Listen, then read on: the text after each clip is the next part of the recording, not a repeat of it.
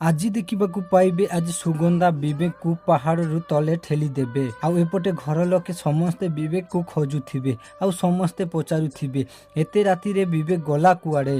ଆଉ ସୁନିନା କହିବେ ବିବେକ ବାବୁ ପାଟି ହଦରୁ ସୁଗନ୍ଧାକୁ ବାହାରକୁ କୁଆଡ଼େ ନେଇକି ଯାଉଥିଲେ।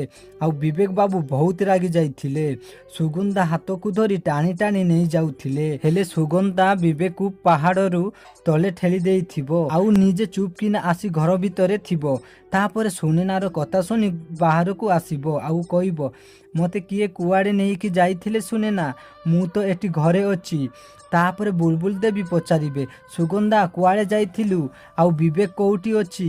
ଆଉ ଇଆଡ଼େ ସୁନିନା ମନେ ମନେ ଭାବୁଥିବେ ସୁଗନ୍ଧା ତ ବିବେକ ବାବୁଙ୍କ ସହିତ ଯାଇଥିଲେ, ଭିତରୁ ଆସିଲେ କେମିତି। ତ ଦର୍ଶକ ବନ୍ଧୁ ଏବେ କ'ଣ ସୁଗନ୍ଧା ଧରା ପଡ଼ିଯିବ କି? ତାହେଲେ କମେଣ୍ଟ କରି ୟେସ୍ ଲେଖ। ତ ଆଜି ବୋଲି କିଛି ଜବରଦସ୍ତ ସିନ୍ ଦେଖିବାକୁ ପାଇବେ।